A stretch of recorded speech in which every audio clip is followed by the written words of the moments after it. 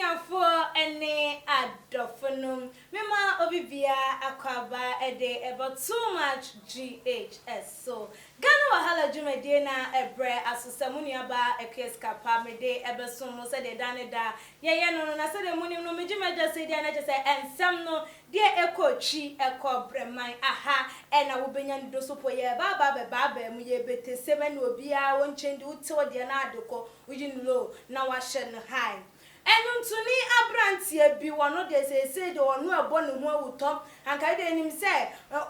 obi be yare ne yakasa onipa de bia yare we de nya de so be sore afri ne yare empa so ne be ye keka sanse we na so onu amu etiase woko eba oto aduani edi enso onu a ema ne ho demre fedue yakọ esumbo bna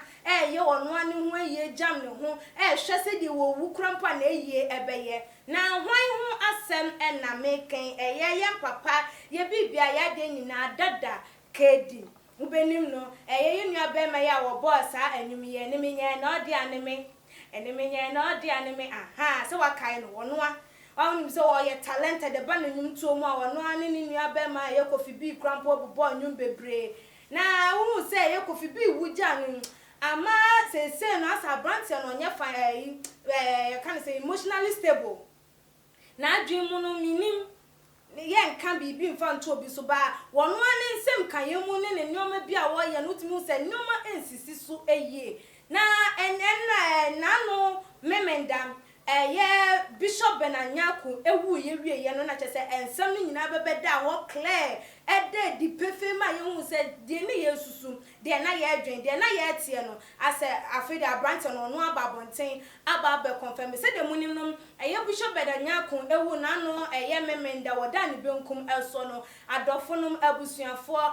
wo mo penimfo ye ni videos anasa ni movies ehwe ebebe jam ye abusua wo mo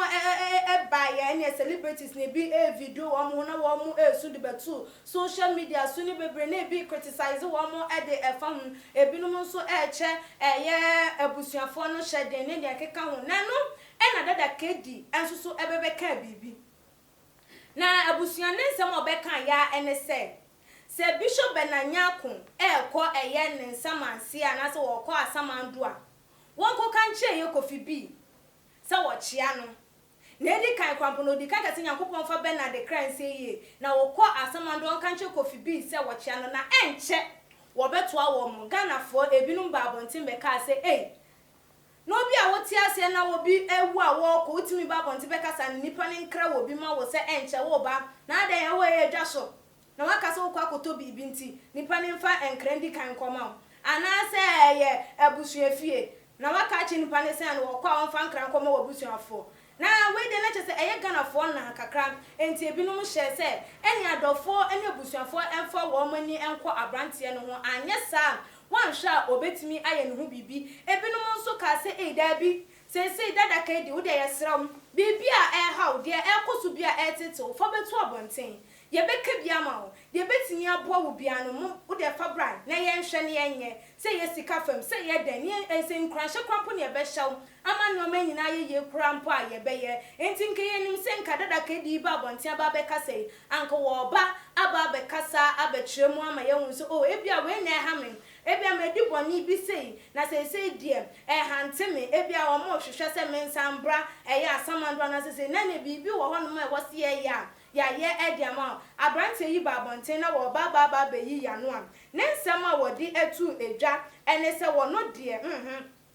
enya de se ne frustration situation a wo kom no wo bia ebetimi aboa no na emom owo ene the final solution or so my situation and frustration can be solved by death we any enseman dada kedi wodi etu edwana chese ye ne wo fam ne wo kom awrago a wo die esu a wo su obinabo a wo bode a ekosu woni tirim a chese ema ne tete ema ne ha ni nyina no nipa dasani obia ni wo no ma wo betimi aboa no ewo asase yi eso ewo sika fam o se ye den obia entimi enye hwema no no krampo ye na adwen se wo boa no ho enti wentimi amana hwan ene betimi abonto hu ni se owuo ene the only option and na say the best solution ebetimi aboa no na we ene wo kokotro ewo eye ni Facebook page so abusuafo me bekenkan de atremu. My situation and frustration combined can't be handled by anyone except death and my unforeseen creator, even though it had never crossed my mind to commit this suicidal or any kind. But I know I can't help myself. Neither can anyone be of help to settle the dust thrown at me for the past 11 years consistently. But I only hope to make my life as a singer, joker, yet it couldn't help me. But at least for this far, it's quite unattractive. But then, why me?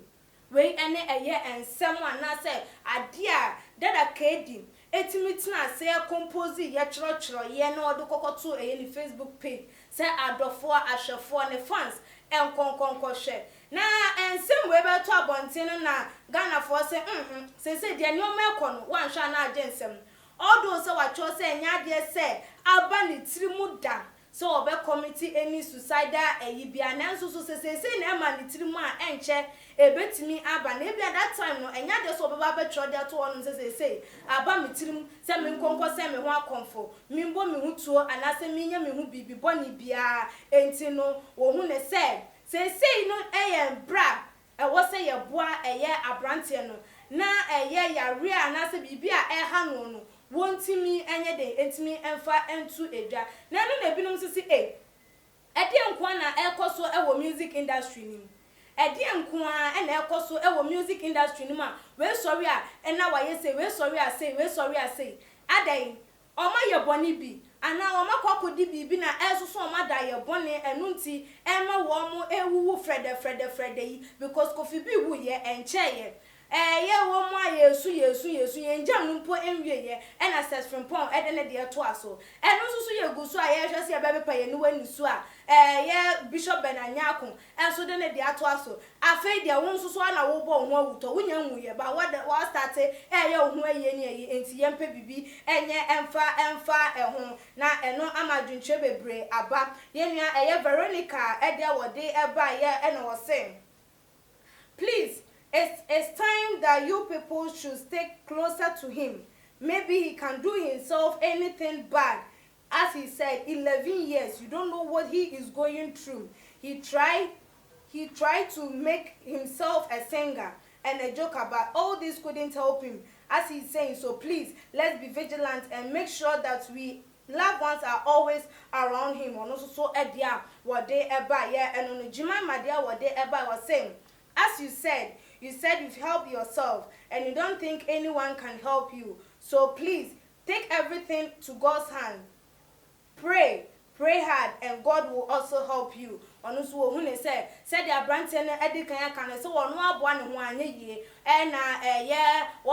hu ne se nipa nso so entimi emboa no Bible krampo eka se eno men kan de odi nipa no abasa enti wo hu se nipa entimi mo ano no de nemom wonye na wonko nyankopon wanim no wonko kanche nyankopon ebia de ekoso sei se boni bi mpo nyankopon de wo ye boni fefre ja se obetimi de ne boni ache no na wono so ne ho ato no enti no wo mo ntwe na se bibia nya nyankopon na wonko ne honum na emum emfa na asem entu nipa enim ebinom enso ade awode eba ye o say life is short, oh. Life is too short, but you have to enjoy it. So please don't kill yourself so soon. We can't hold ourselves. We really enjoy your song and we don't want you to leave this earth soon. Or no so edia what day eba yeah and no Ken Edward day eba Kofi B was my mentor and now he's no more. You are the next that I look up to. I always listen to your song. So now that you want to go, whom song do you want me to listen? Or no so idea and no sina Kofi B and I know what tie no enyum say abrante ni no all those enyum ho benya de so benya latest one bia etie won so dia na ode gigi na ni kakenti say won so wo kọ na hwan de e na won konkonko tie na che say enkofo bi no ma reho say Dada kedi watimi di sa ensem wei atu edwa abusuan wo hwa den e na be ma nipa adwen say bibia wo kom ya wana bibia koso woni tim no bibia entimi embo na na so wo bia entimi enye ne emmoa agise owuo enkoam wo fie wo abontin baby biara wo eye too much GH so won subscribe ya ayem ubo too much GH ewo YouTube ubo say ya rest subscription bell no eda hono nya so na say de nya upload video bia watimi enya notification ewo phone so wo bia na wa share dia mo obusuafo ewo Instagram, YouTube, WhatsApp, Twitter bia eso na wa like your videos no so ede amai na do comment at the comment section na emrepem no making kind ede amama ha ene di djumedi no besi makram Fiti ni asese ni din ene your friend say mechanic na prophet kumichacha ma sesa me YouTube no ba bia me hwe bia ma change afro ene maba too much GH hwe na prophet kumichacha me so me hwe